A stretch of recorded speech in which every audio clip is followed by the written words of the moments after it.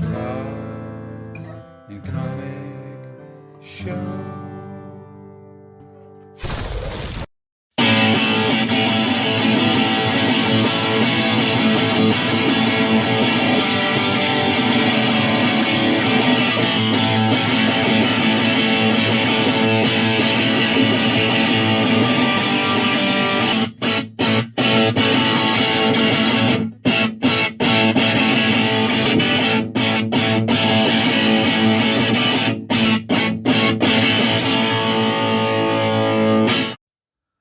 Welcome back to Cards and Comics, guys. Today I have a PSA mail day, grading mail day. And this is for the National, and it's 12 90s cards. And these were cards that I submitted through Gem Mint at the National. And again, this might be the order that breaks me, honestly. Very disappointed in these results. We'll go through them. We'll start here. So I got them unboxed. And we'll start with the cards that I think I kind of agree with the grade. So here is a PSA 6 99 Finest Gold Refractor Frank Thomas. I actually peeled this myself. So the front is immaculate. It's beautiful. Again, I just peeled it. But on the back, you can see where the die cut is. Some of the paper was flaked off. So, you know, is either you're in the camp of that's part of the card making process, like Okichi rough cuts, or it's a defect. It should have, not been that way. I have other cards from this set that don't have that issue, so I can understand this more than anything else. So to me, I just chalk it up to, it's a defect that, I can at least understand. Still a beautiful card. My second gold refractor of Frank Thomas from the 99 set. Next up is a card. Again, I agree with the grade. So it's a 99 Bowman's Best Atomic Refractor of Frank Thomas. And again, I sent these in. I had some friends of mine look at the cards from Indiana, and then I had some friends pre-grade them. And then the Gem Mint guys looked at them, and during that process, they were telling me, hey, you're going to get some good grades here, so you may get upcharged. So be ready for that. And I didn't get upcharged at all, so I knew right there that there were some issues with this order. And then when I saw the grades, because you have to pay before you get the grades, I saw it. But so this is the one card that I was very pleasantly surprised. It came at a 9 because 9s are tough now. Out of 100, 91 out of 100. So again, this is one of the ones that this is how we pre-graded the card. This card we thought was a 7 or an 8, but again we all missed that little thing on the back. And so this definitely agree with that grade. This card right here. It's an 8, 99 Fluid Brilliance Gold, Frank Thomas. Again, it's a beautiful card. I've had this for a little while. It's got a little ding on the bottom corner here. Right there. You can see it. It's there. It's got a little bit of, stuff here. That's on the holder. So again, I don't disagree with this grade. I think, that there you have a ding corner. It's very obvious. You have something that's front to back. Fine. It's an 8. I don't disagree with it. Still a beautiful card. And an 8 in this issue is tough. They're easy to damage. They're easy to scratch. So again, I'm agreeing with this grade. So that's the 3 cards that I agree with 100% that, the grades are accurate.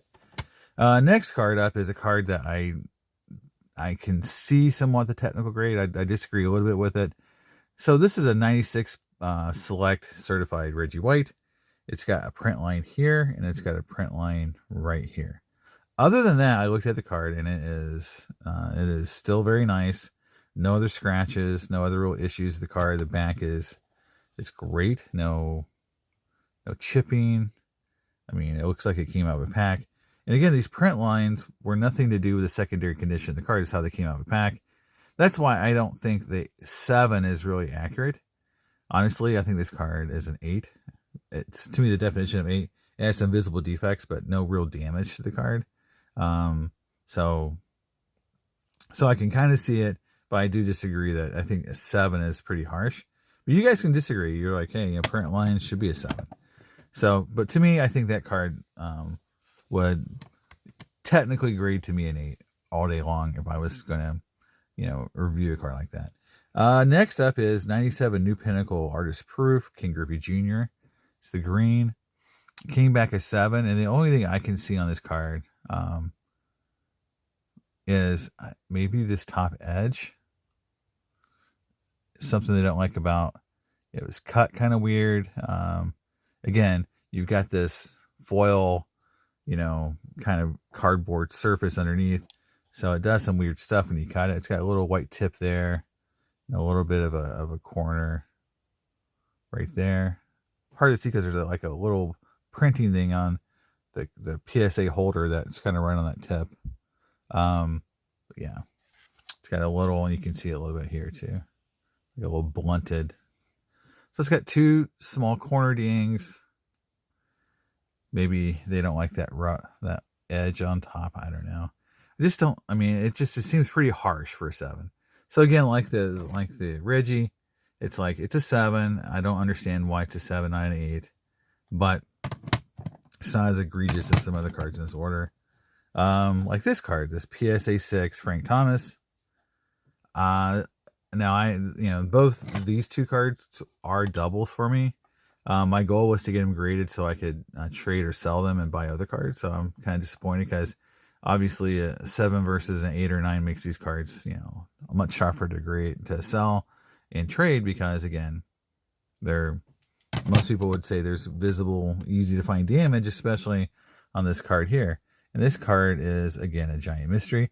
I think after looking at it that they did not like this part right here. Right there. That's the part they didn't like. I think it's part of the card design. I think if you look at this card design, you see those kind of almost like wrinkles throughout the card. I just don't think they understand what this set is. And they just said, oh, well, that's obviously a wrinkle. Not part of the design. I don't think it's a wrinkle. I think it's part of the design. And I think it may be exasperated by the foil stamping. Again, corners are really good. In fact, the corners on this card are nicer than the Griffey. Again, you don't have any of the white on that corner. All 4 corners are sharp. So I really thought this card was going to grade, the Griffey I thought would grade an 8 or 9. This I thought could have a shot at a 9 or 10. Came back a 6. So I'm like 3 grades off on this card. So really brutal on this card. Next up is a card that is also very brutal. This is the Todd Helton Essential Credentials Now that I pulled out of a pack. And again, I don't see anything with the technical card itself to warrant an 8. Especially went right from a pack to a holder. So there is no real damage. And again, it's just it's a mystery as to why this card is an 8. I don't see it. I don't see like any damage, any chipping, anything on this card that would say, oh, well, there's, it came out of the pack damage. It did not. It looked really great out of the pack. And then, so I was, this card I thought had, again, a 9 or 10 shot. Came back an 8. So again, I just don't agree with that grade. I think the card was much nicer. Next up is a beautiful beautiful card from a set I love and collect. 99 stars, steel holographic golds. It's a beautiful card. It's just the front's great. No scratches. The back, these cards are metal. And sometimes you get like when they cut metal, you get like, maybe a rolled edge or like see that right there, that how the edge kind of has that little thing, and that's just how the card was cut, just like an O-Pee-Chee rough cut. And I honestly think, because there's no scratches or anything on this card, I honestly think that's what they did. They looked at the edge and went, oh, it's a 7. But even comparatively, like the other 7 I've got here, this other Griffey, where you don't see this any obvious signs of an issue with the card, and then they're giving it, both cards a 7. And again, I don't think that truly is wear or tear. I think that's how the card was manufactured. Like how you cut a metal card, you're not always going to get that super clean edge like you do cardboard. So, but at least it didn't get the dreaded 6. But it's a beautiful card from a set I collect heavily. So at least that's going into my, again, and also this is a double. So in my set, I have a raw card. So this is, be a card I'm going to trade or sell. But again, it would be a little easier to sell if it was an 8 or 9. The one that really hurt was this one, because when I looked at it raw, it just looked amazing. And I don't see an issue with it. I just don't see it. Again, I looked at it. I don't see any divots or chunks. I think the back has a little bit of a wavy pattern to it that I don't understand if it's from, like if it's a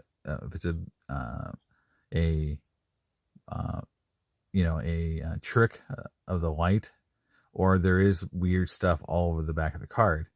I think some of it's just the lighting and how the card, almost like Newtonian rings, things like that. But I'm going to pop it and then we'll look at it. And if there is, some weird stuff on the back, I'll admit, hey, this card was properly graded. If not, then I'm going to resubmit to either PSA or SGC. Because again, it's a beautiful card. And, I really love this, 99 Bowman's Best. And that's such a cool looking card. So really love it. So we'll see when I pop it. Hopefully, I'll give you guys an update on condition. 99's Finest Refractor Gold, Peyton Manning. Again, this card was freshly peeled, and the front is really nice. When I got it, there was a greasy handprint on the card. I kid you not. The entire face of this card had like thumbprints all over it from like someone that had like pizza oil or something on it. It was gross. I had to wipe it off. It was just disgusting that this card was covered in fingerprints right from PSA. So I don't know if it was something from Gem Mint or PSA, but I just can't believe that they would ship a card back to someone where you could see a white film across almost the entire card. Just awful. It took me a while because again, it's like oil and it's stuck to the card. So it was sticky. It was gross. I mean, you don't want new cards going to customers that are sticky and got fingerprints all over them. And that's just what happened. And it just goes to show like the level of detail that PSA has is really lacking, in my opinion. Where you're seeing card after card from sets that they don't probably grade it often, like this set right here, that they they'll just give 8s and 7s and 6s out like candy when they don't really, I think, know this card sets that well. And they just see any imperfection and just hammer cards today. Back looks clean. There's no chipping on the back like we saw with the Frank Thomas. Again, I don't see a card that's an 8. This was a 9 or 10 all day long. When I looked at it prior. So just confusing because I don't see anything wrong with the card. Just like this card again, another 8. And you see the pattern here is like they gave me 1 9 in the entire order. So this again came back an 8. 7s, 8s, and 6s. I mean, it's just insane for cards that I don't see anything wrong with the card. To get an 8 versus getting the 9. It's like they're under severe pop control. They don't want any griffies or, like it's just like they're just being overly hard on these cards. Because I don't, if this card had a blended corner or something that I could point to and say, yep, that's why it's an 8, but I can't even find it. And if you're having to do that level of detail, there's a tiny little dent on the back where you can't even see it. It's like, well, that's not, it's an 8. I'm sure that's true. It's really concerning that these cards are basically can't see a flaw in them and they're coming back 7s, 6s, and 8s. And the last but not least is another one of my favorite sets. This is 98 Stars and Steel Hollow Gold. And they had square corners, not any domed hollow. But again, these are metal cards, so you can't really damage or have corner issues. So it's really going to be scratches and things like that. But again, this is an 8.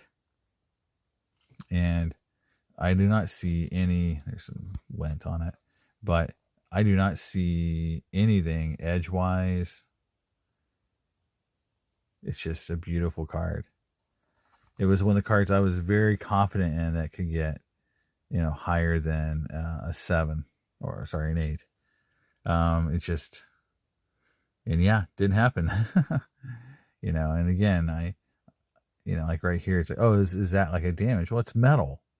It's not. It's just, it is not damage. I can guarantee you that. It's just, they either saw, maybe there's a scratch, I can't tell, in the holder, but they gave it an 8, and it's just a bummer. Like that, that I'm gonna have to go and pop some of these cards, re-examine them, and most likely send some of these cards to SGC or back to PSA to see if I get a more accurate grade the second time around. And I don't know if that's their business plan, if that's what they're, just grade really hard and you'll get a bunch of repeat, card grading. But, PSA has also kind of said that if your cards are serial numbered, we're going to take a picture of them, and if they come back, we'll just give them the same grade again.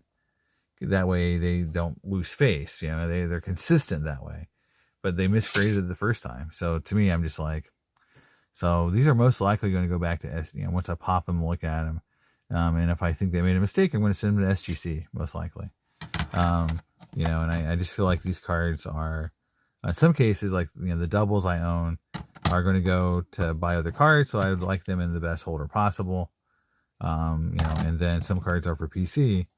But again, like the Todd Helton, it's not a PC card. But again, if it was a 10, that would be an awesome card to be able to trade for other great 90s cards now. It's an 8, so it's still a good card. But, it doesn't have any premium to it. And it just makes, again, using cards to, fund other cards, it just makes that more of a bummer. And again, a card like this where I can't even see the issue.